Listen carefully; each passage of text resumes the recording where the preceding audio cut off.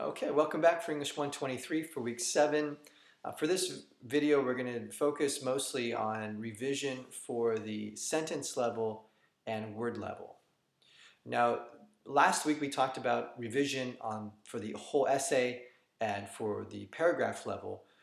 That is still important, that it still applies to this draft, our third draft. What we're going to discuss now is just going to be another layer of revision, a finer layer, a more meticulous layer of revision in comparison to the other two that we discussed before. We're going to review that a bit just to have the context of the revision process as a whole, and then we'll go into the sentence and word level, word layer in more detail. So if you remember, well, actually, before we go into what we discussed before, I just want to emphasize a few things. Really, revision is just a process of reading and rereading your paper. And that can, unfortunately, become a bit monotonous. It can become, unfortunately, a bit tedious at times, but it is a necessary stage. We really want to go through and do the work of revision because it will produce a paper that is much better than what it would be otherwise if you didn't invest that time, that extra time. And I've learned from experience from writing previous essays that if I just would have spent more time, it would have made the difference between an A or a B, an A or an A plus. So it really is worth investing that extra time of reading and editing and revising and evaluating your paper to make sure you can refine it to be the best draft it can be. And that goes for readers that you may have available to you to read and to give you feedback. Friends, family, coworkers, fellow students, online tutoring, any kind of feedback and reading you can get is good. It doesn't necessarily mean that it's all good feedback. It just means it's good that you're going to get feedback to consider, to get other eyes on your paper, because someone might give you just the right feedback on just the right thing that you need to make that particular revision in that particular area of your paper that you may not have been aware of otherwise. So as you read, get others to read your paper as well and to give you that feedback. But it is a process of reading over and over and over again. Not just 2 or 3 times, not just 5 times. I wouldn't even put a number on it. I would just read until your paper really has the refinement to it to where it's really effectively supporting your argument and really doing the job or really accomplishing the task that you're really setting out to in this paper. So if it takes, reading it 10, 15 times, then so be it. Really put in the time to read and to make those revisions necessary. So a way to look at it is you want to, meticulous observation, observing the details of your paper, meticulous consideration, considering the details of your paper, and meticulous evaluation, and evaluating how those elements work together, and evaluating and criticizing, having critical evaluation of whether or not they're actually accomplishing the task that you set out to accomplish. Okay, so rereading and rereading is really the only way to do it.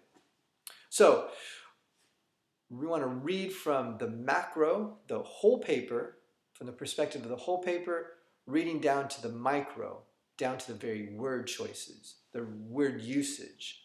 So that's why we have this broken down into 3 different revisions.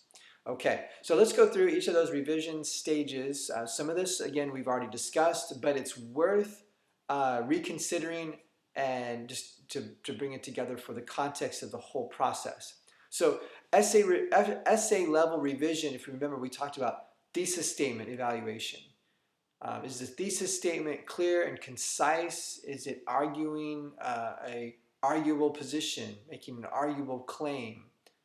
Is it broken into 3 different stages? All in one sentence, of course, all in one statement, but is it in 3 different parts? The what, or the claim, the how, the evidence, and the why, the justification. Are all 3 of those elements in your thesis statement? Do each of your paragraphs have topic sentences? So the topic sentence, of course, is the primary controlling idea of the paragraph. Do each of your paragraphs have topic sentences that correlate to the thesis statement? Do you have a cohesive and coherent flow of logic through your paper? Are the main points of your paragraphs supporting your thesis statement? Do the subpoints that you're using correspond to the main points? Is there some correspondence there? There should be. The subpoints are in support of the main points, and the main points are in support of the thesis statement. So is there that correspondence between the sub and the main points that tie into and then roll up into the thesis statement? And then lastly, does your conclusion summarize your main points and then emphasize how they support the thesis statement? So that's the essay level. So those are all the considerations, and not all of them and only the ones, but that's just some of them that we talked about in our last video for last week. Then moving on, we looked at the paragraph level revision. So then, does every paragraph have a topic sentence that establishes the central idea? And then does that paragraph have correlating supportive evidence from your sources, whether it be a quote, a summary, or a paraphrase? Is that point being supported, and is there evidence to back that up? Then is there explanatory and analytical detail that corresponds to that quoted source material or that paraphrase or that summary? And does that correlate to the topic sentence and support the topic sentence? Then do you have transitions into the paragraph and within the paragraph? If you're moving from one thought to the next thought, is there a transition? If you're making a contrast or a comparison, is there a transition? If you're making an emphasis on something, is there a transition? If you're adding to something, is there a transition? In addition to, moreover, furthermore, are there transitions taking place into your paragraph and within the paragraph?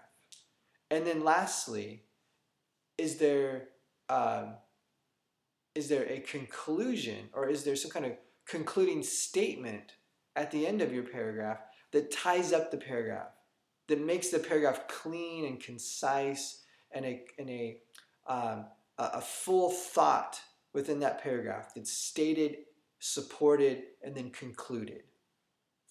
Those are considerations for the paragraph level. So then that brings us to the sentence level. And these are not in any particular order of importance or any kind of ranking. These are just different miscellaneous considerations that can be made for the sentence level of your paper. So you can approach this in any order. You can use all of them. You can use some of them, whatever suits you for your revision. But I would recommend using these to make sure the sentences are really refined in a way that's going to be able to communicate your ideas effectively. So first, a consideration: active voice versus passive voice. We want to make sure that the sentences that we're using in our essay are active voice rather than passive voice. Active voice are strong. They impact the reader. They're direct. In contrast, passive sentences are more indirect. They're, as by the name, they're passive, so they're in essence weaker. They don't have the same impact on the reader that an active voice sentence does. So just to give you an example, well, actually, to make the distinction, an active voice sentence, the subject is doing the action, whereas in a passive voice sentence, the action is happening to the subject. So here's an example. Active voice: I wrote the essay. I wrote the essay. So the subject, I, which is not necessarily me, but I, the subject, wrote, the verb, the essay. In contrast, the passive voice, the essay was written by me. So you see the difference. I wrote the essay, I'm doing the action. The essay was written by me, the action is happening to me. The essay was written by me. Even though you can interpret that as whoever wrote the essay, it was written by them, but there's a weakness to that sentence type, the passive voice. It's not direct enough.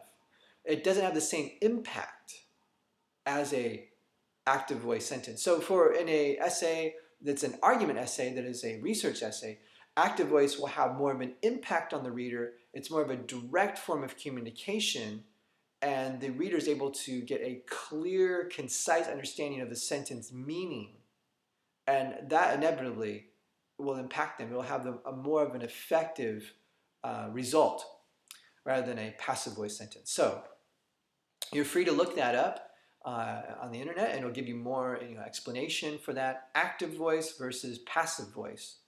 Do a Google search on that, and you'll find multiple web listings on that. So moving on, the next one here is a balance of independent and dependent clauses with various sentence types. So if you remember, we talked about the sentence types: simple sentence, compound sentence, complex sentence, compound complex sentences.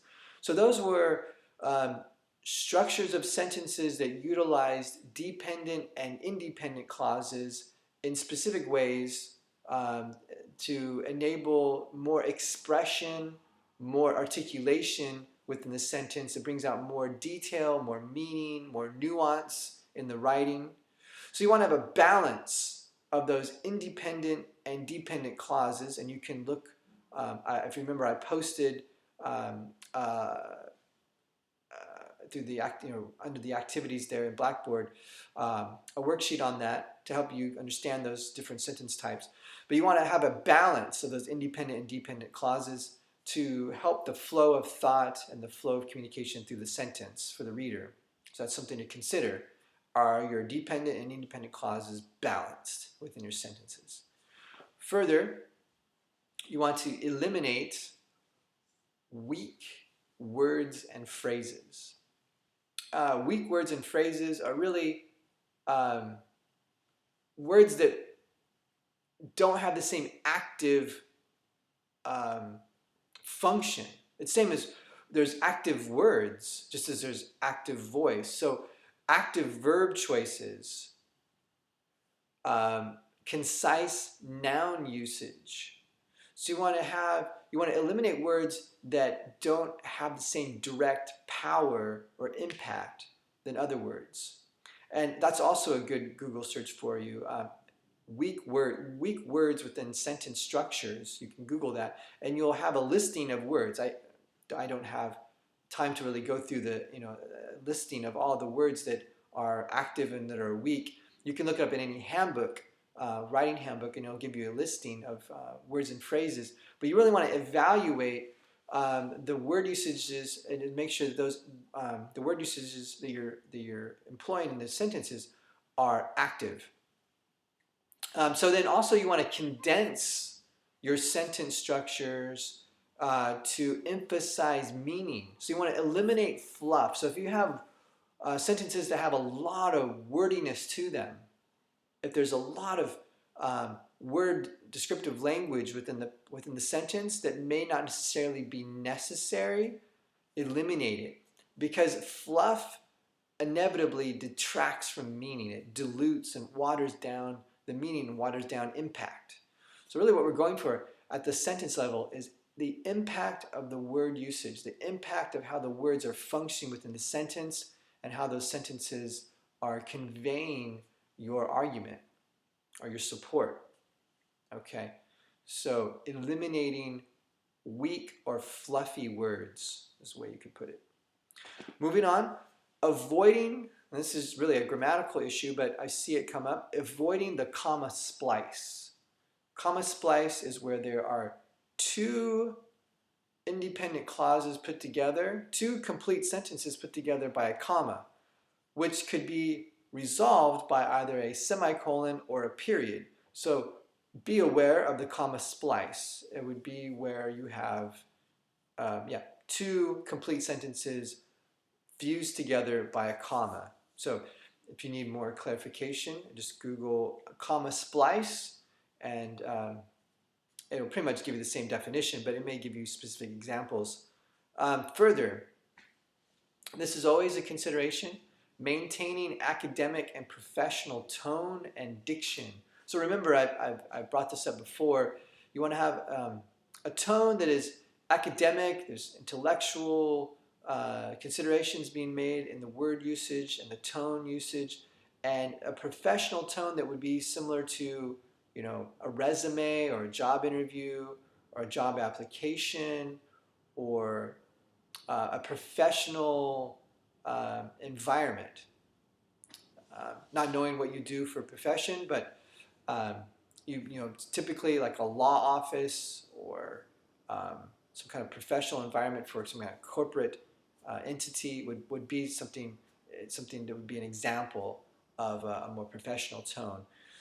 Moving on, we have a specific and concrete word use. So you want to look for concrete nouns and active verbs that are not necessarily abstract and not necessarily indirect.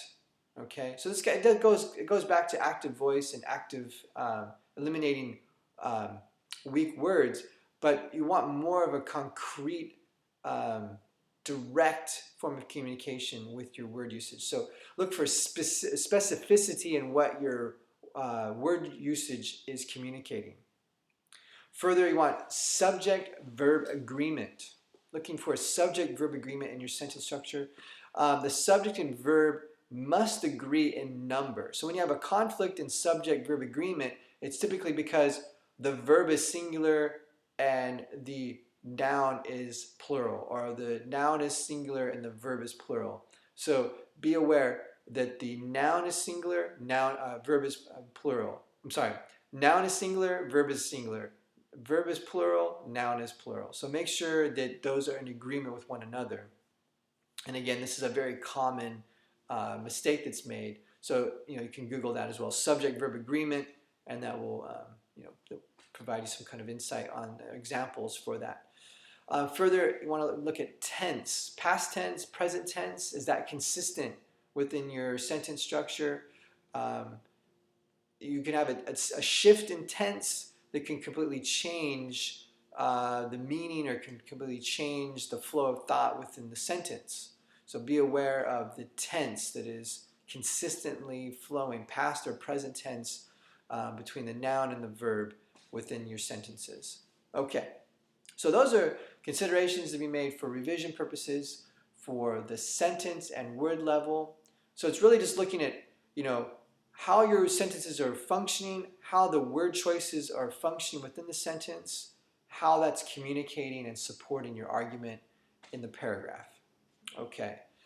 One last one, rhetoric. And that's specific word choice for a specific purpose with a specific goal. So how is your rhetoric being conducted within your sentences? How are you choosing your words carefully to really convey specifically based on the goal that you have? The thinking logos, ethos, and pathos, how are you using that as well with your sentences? Is your sentence logical? Is it conveying a sense of trustworthiness in what you're saying and your word choices? And then with pathos, are you really appealing to the emotions of the reader? And that can come down to a single word choices, because there's differences between connotation and denotation.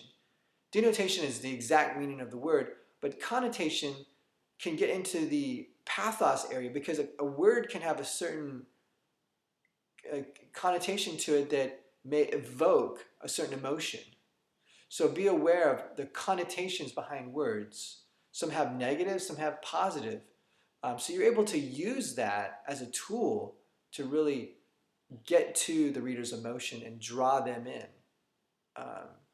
The particular mood or the particular scene that you're trying to create for the reader can really come down to individual word choices that really play to the pathos of the reader. So that's really what rhetoric is playing to the reader's emotions and values and thoughts based on your word choice. Okay. And then finally, editing. I said that there's a difference between revision and editing. This has all been revision that we've been discussing. Editing then would be to look at your punctuation, your grammar, mechanics, the style, MLA, APA, and how your paper is being formatted for MLA or APA. The works cited page, all of these particular punctuations that go into your citations. If you're using APA, it'd be your abstract, your running head, your margins. If you're MLA, it's your heading, your title, your margins, page numbers. All of those things would play into editing, not so much content-driven revision. So what I would recommend for an editing strategy is then go through your paper backwards. Start at the end and go through your paper backwards, looking at the punctuation and the mechanics and the grammar that way, because that's going to take you out of the temptation of reading the paper for content and for meaning, and it will keep you from being distracted from observing the specific punctuation and grammar. Because as you're trying to edit and to try to revise, there's so much going on that it can become distracting, and you can go in and out of revision and editing. You can go in and out of looking at sentence level, then looking at punctuation. You're distracted by, oh, I forgot the possessive apostrophe there, or I didn't put the apostrophe there, or I forgot the dash here, I forgot a period here, or a semicolon there, or, oh, I don't like the way that sentence is reading, I want to change that, when you should be editing for punctuation and grammar. So if you start at the end of your paper and go work your way backwards to the beginning, it'll take you out of the paper, take you away from reading it, and just help you focus specifically on the grammar and punctuation. So that could be an effective strategy. I find it very, very useful for my editing. But if you have any questions about this, again, these are just suggestions. This is just, I think, things that need to be considered as you go through the revision process. But again, if you have any questions, please let me know and I can clarify the details here.